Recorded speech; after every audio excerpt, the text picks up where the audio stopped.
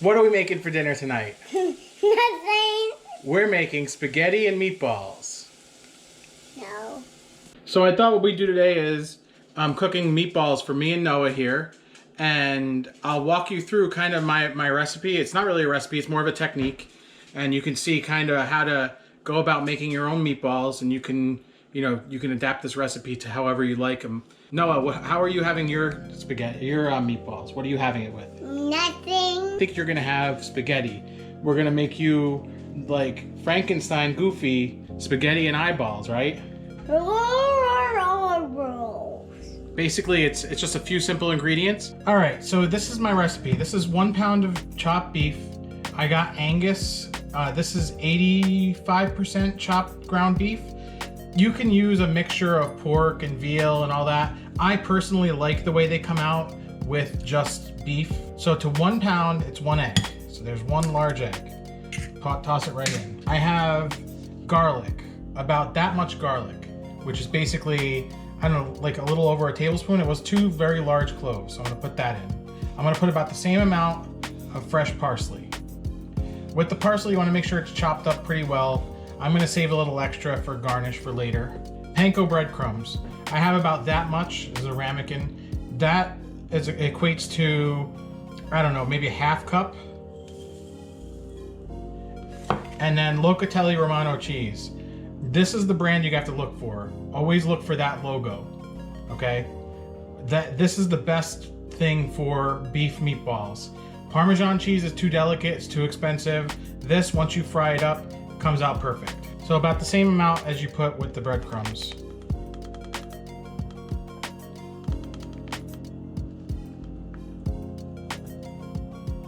And you can see I only measured so that I can show you, but I would just be dumping this in.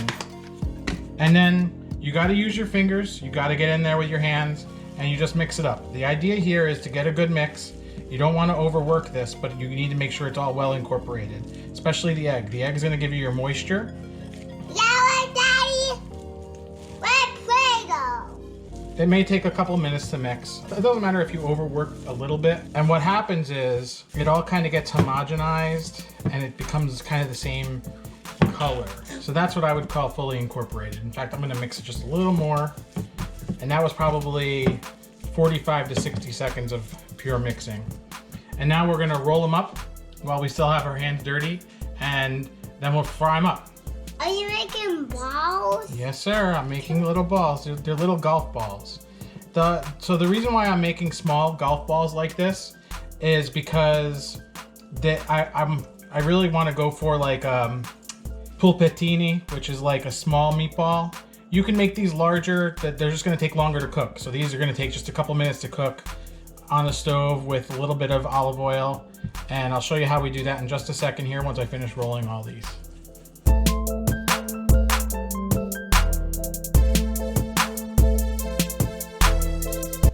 So Noah, tell us what your favorite part about meatballs are. Have you ever had fresh meatballs before? Yeah. Yeah? Do you like them? It tastes like feet ball. Like feet ball? Yeah. That's very silly. Feet ball! Where did you have meatballs that taste like feet? I think this guy's a little smaller, so we'll use him as the taster. All right, now we fry them up. I want one of those. So next step is to fry up our meatballs. I just use standard extra virgin olive oil. And the idea is just to brown them on all sides. So here's basically what they look like. I have some tomato sauce simmering on the back burner there. This is just a basic tomato sauce, a little bit of fresh garlic, a little bit of olive oil, a little bit of fresh onion. I used a sweet onion, like a Vidalia. I used like half of a small one. And then we're gonna fry them in this frying pan. You'll wanna do this in batches. So what I would recommend is don't crowd the pan. I think I have enough olive oil in there for both batches. So I have the heat kind of at a medium-high right now. And I'm gonna let those cook on each side. You'll kind of see the crust develop on the outside of the meatballs. I also have my water here heating up for the pasta. And you'll know when they're ready because they'll unstick themselves from the pan. I might have messed up a little here and used a stainless steel, but it's okay. If you get stuck bits at the bottom, you can actually use this pan to make your pasta. Just dump out the excess olive oil at the end and use the sauce to kind of unstick the remaining meat, and you'll have a really tasty sauce. I think we're going to be okay.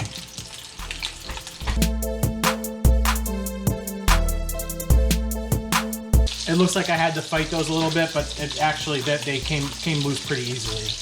So looks can be deceiving.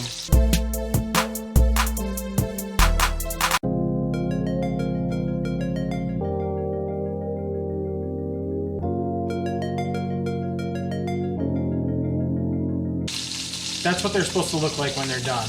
You got kind of a crust on one side, and they're still a little squishy. I'm trying to pick spots on the pan where I didn't actually have any meatballs before. This way they don't further stick to the bottom. You know your tomato sauce is ready when it goes from kind of a pink to an orange as the main color. This is looking pretty great. I don't add salt or pepper to my meatballs because I like to season with the cheese. And black pepper kind of burns when you do this kind of like heavy frying. So you can if you want.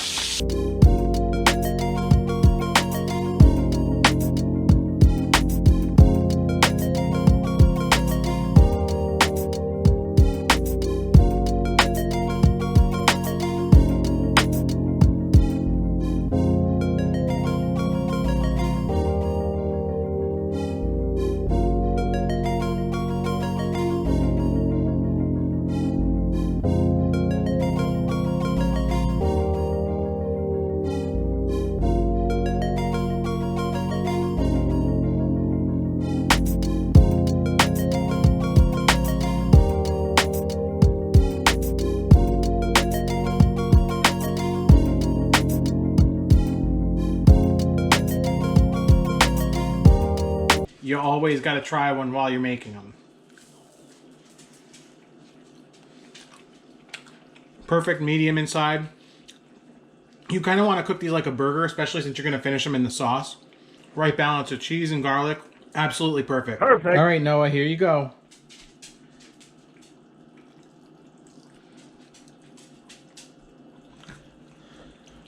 What do you think?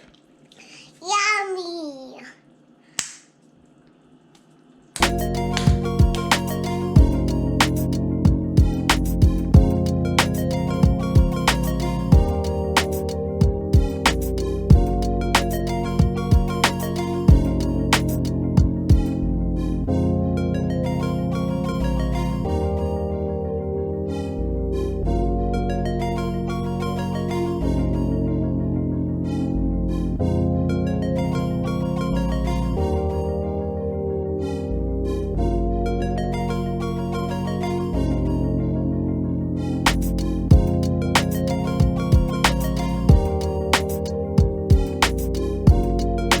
If you like what you saw here and want to see more cooking videos, comment below what you'd like to see me make. You know, this was kind of inspired by some stuff I saw on Instagram and Not Another Cooking Show on YouTube. If I can link to him, I'll link to him here. Give this video a thumbs up. Let me know that you liked it. And subscribe to the channel. Make sure you hit that bell icon so that you get notified when new videos are posted. And that's the best way to keep up to date with everything that's going on with the channel. I try to post a new video every week, once or twice a week. There's going to be more cooking stuff as the winter approaches. Hit that bell icon, hit the thumbs up. It all helps out the channel to grow. Tell a friend, share on social media. Let me know, reach out, DairyX on Twitter, on Facebook, on Instagram. Thanks a lot.